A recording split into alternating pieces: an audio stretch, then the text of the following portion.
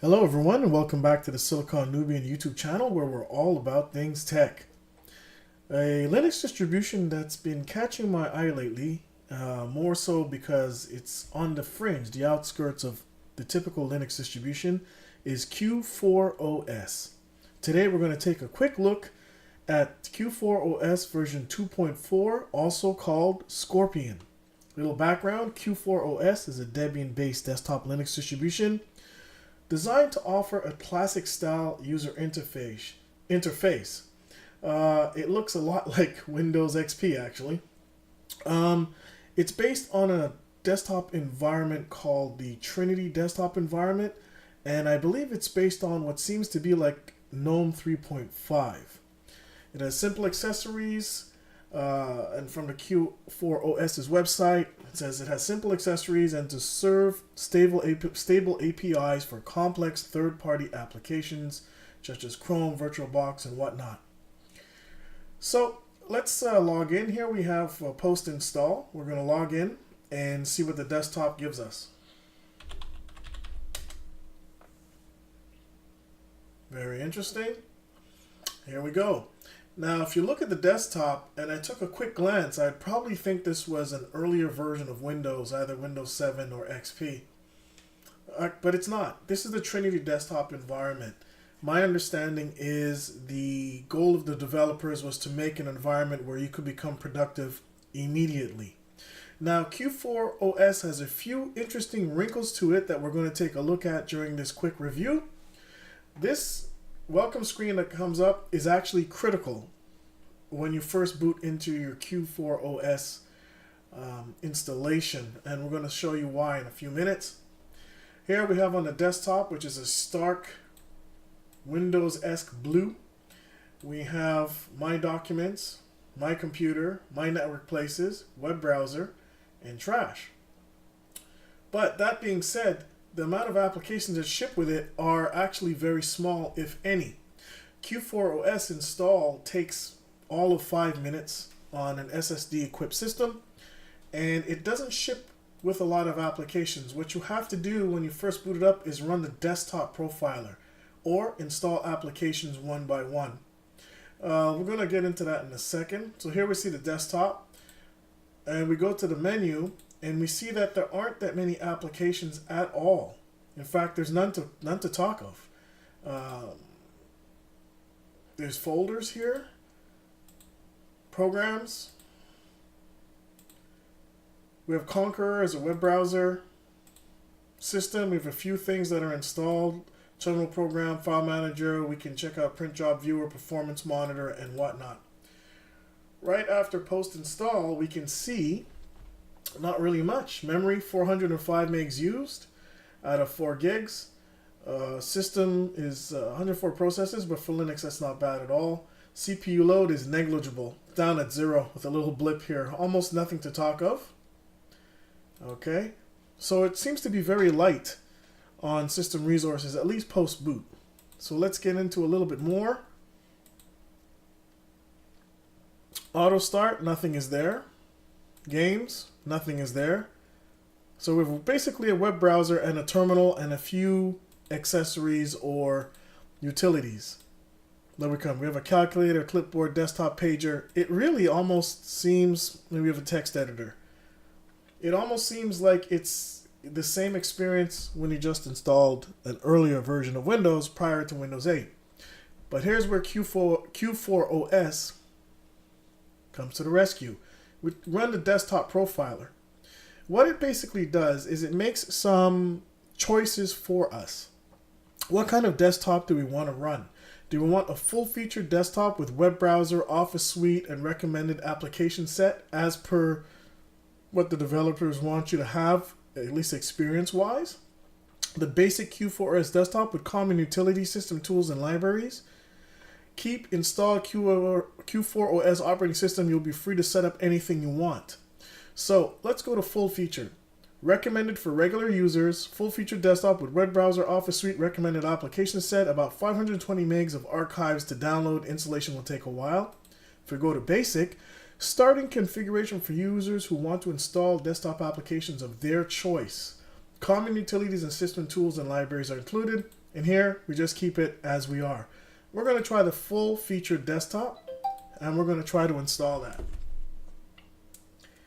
And it's going to go through the installation, and as it does, I'll speed up the video, and we'll come back after we do a quick reboot.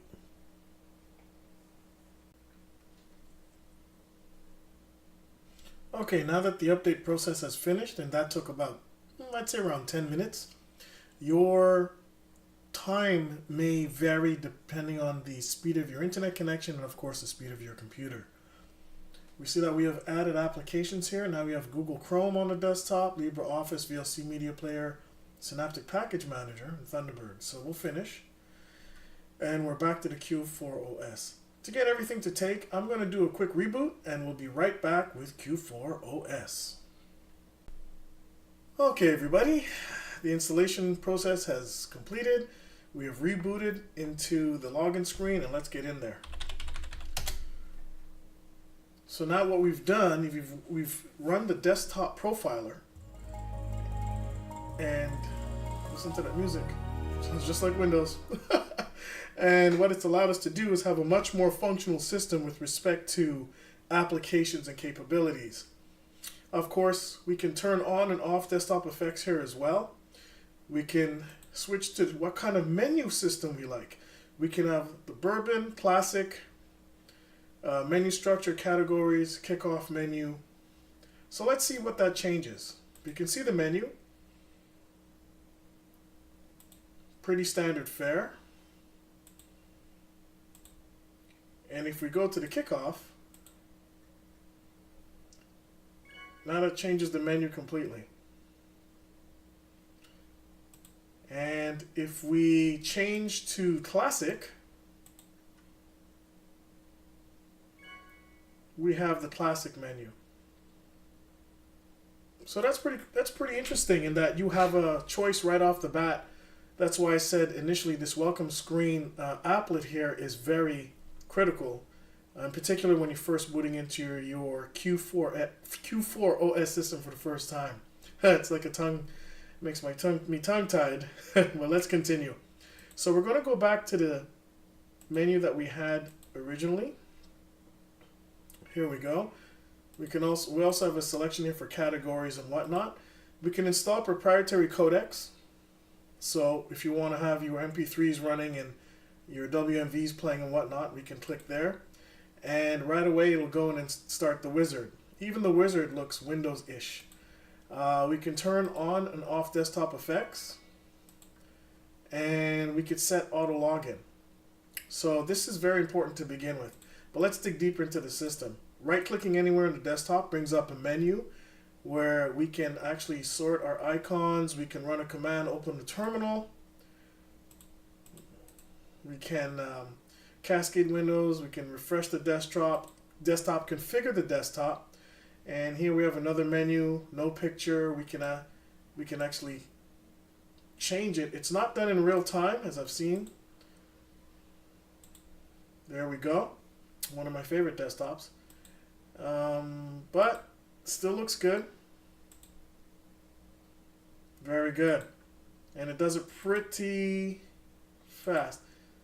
Yes. One thing I can say is the performance, even though I'm running in a virtual machine, is actually very good. Okay, I think we'll keep this one. We could also change the behavior. We can configure the multiple desktops. By default, it only has one, but we can always go up to, here it says 20. Screensaver, a lot to choose from, and display settings we can change, power control. So there's a lot of things we can do from within the right click here. So that's pretty good. We could switch users, lock session, log out. At the bottom right, we have very Windows-esque, and you'll hear me say that a lot. Taskbar with the icons. We have Clipper, or Clipper I should say, sorry, the Clipboard tool, Clipboard Manager. I'm a fan of Clipboard Managers. Here we have a networking tool that shows that we have a wired connection, wired to DHCP. We can start a new connection, VPN, deactivate connection, disable wireless, configure notifications, also edit connections and whatnot. Here we have the audio, and we can jump right to the mixer, which is a pulse audio mixer. Even though it does look reminiscent of Windows, it's definitely Linux. And here we have the clock. Right clicking will show all the settings we can do. Left clicking will bring up the calendar, which is what's expected. Click on the arrow and we have that we're running the US keyboard, US English. So pretty good so far.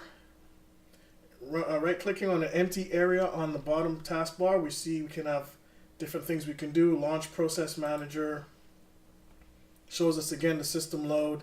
Even after install and doing some stuff, moving around the operating system and doing a lot of things, we still are only using 531 megabytes of memory, 532 actually.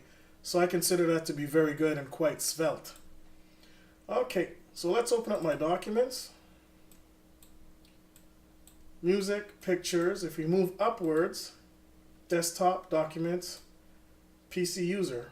If we go up, we go into the file system. So under PC user, really we have desktop and documents. So the Windows paradigm also is there. My computer, we can go into documents folder, of course, home folder. Again, bring us back to that. Remote places, storage media. There we go. We could see our drive, trash, and users folders. So PC user, that's the only user that we're logged in as presently. So we have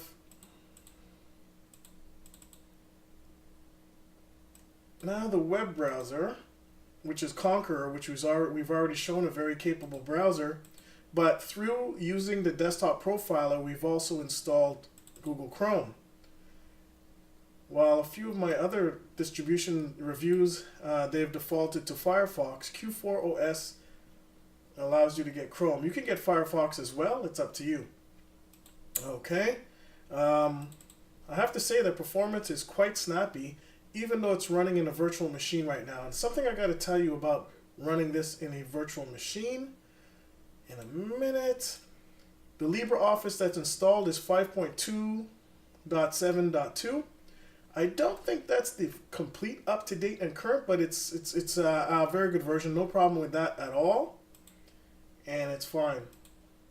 When you boot up into Q4OS in a virtual machine, it's a guest operating system, it will detect that you are running within a virtual machine. And it will pop up a message saying that we've detected you're in a virtual machine. I'm paraphrasing here. And tell you that it recommends you install the VirtualBox, of course, you know, the VBox editions, but it'll tell you preferably it can go out and get VBox editions that are specific for Q4OS. And it will do that for you in the background. So I applaud the developers for realizing that a lot of people will actually test this out. And they actually encourage it. In the blurb, they do say something about encouraging, saying that it's the best way to try it out. So fantastic. Kudos to them. VLC Media Player is here. Works very well. Here's one indication we're running on the Debian-based system. We have Synaptic Package Manager.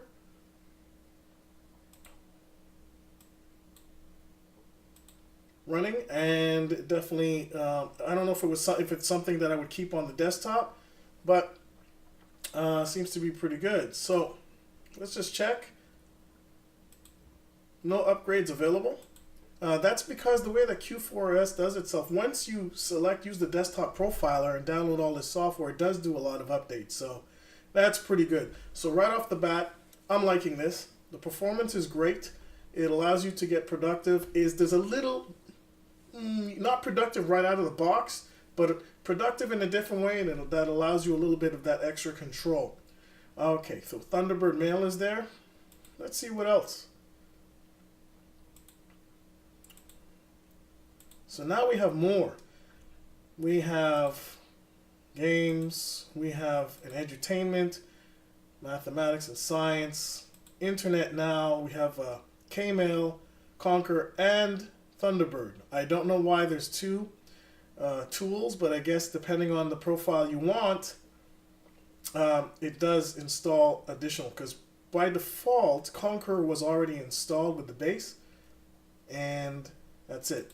I have to point something out that there are two versions of Q4OS to download. One is the installable version, and the other is the what you call it again, the live media. Now, the live media can also be installed running the install program. The installable ISO that you can download actually comes with even less software, so you wouldn't get that duplication. It's just because I installed off of the live environment, and the live ISO does have a few applications installed, like a web browser and whatnot. So you wouldn't probably see this duplication if you just use the install ISO, if that makes sense. And it does to me, actually. Multimedia, we have burning program, recording tool, okay, record, volume control, media player, Office, the whole LibreOffice suite, which is fantastic, very good, always loving that. Settings, we have the ICE web control, OpenJDK, wallet management, not really much with settings here. We'll go into that a little bit later. System, we have the super user, file manager as super user, terminal program as super user, and another file manager. Process viewer, basically it looks like top, it's htop running. So we have that.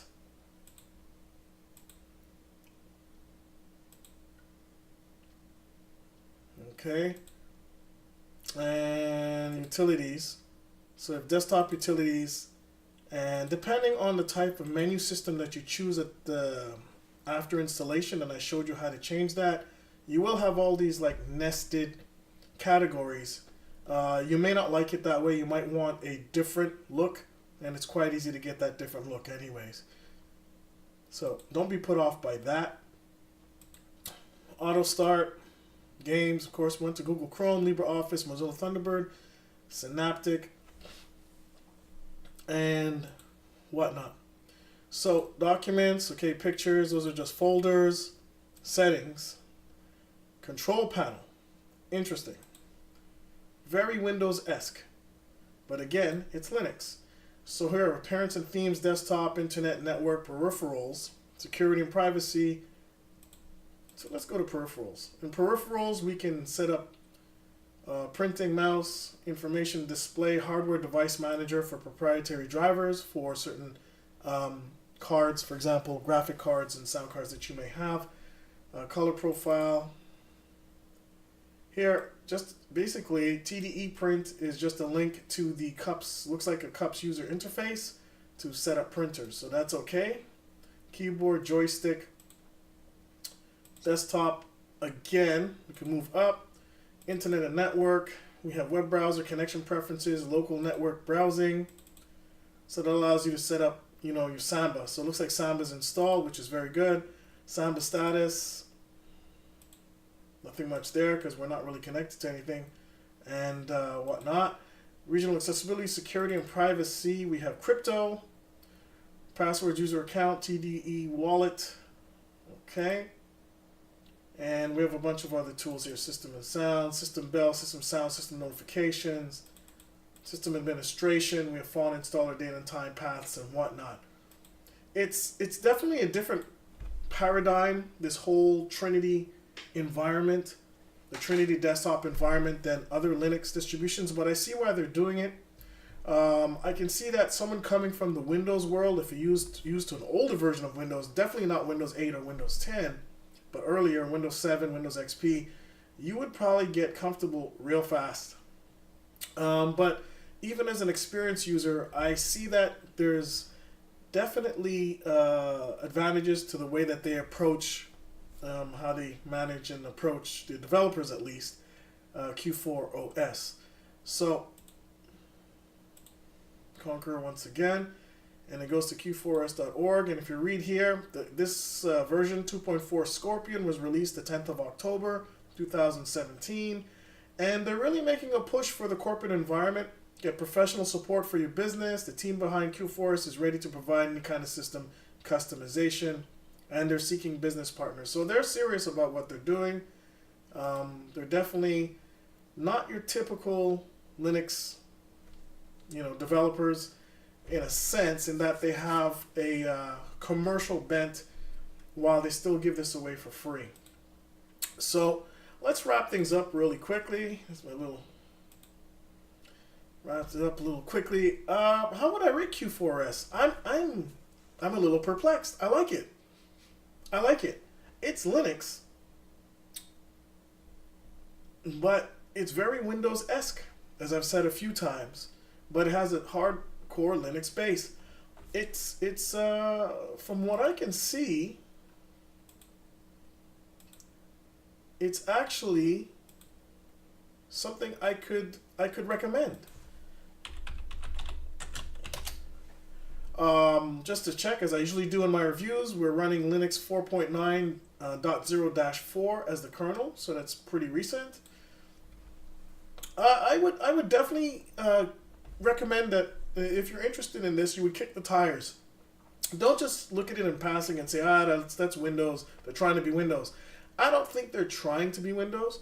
Remember, all of this you can change with a right click. You can change the name of the folders. You can do whatever you want to do. You can change everything, okay? I just think that they know what their strengths are. They're trying to appeal to a certain user, and they're also reaching out into the business environment, which means they have to take a different approach. Performance-wise, Q4OS runs wickedly fast.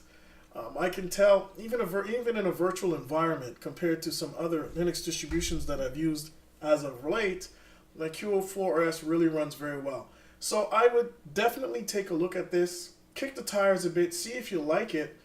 I'm not so knowledgeable with respect to how support has been, but the developers seem like they're definitely focused and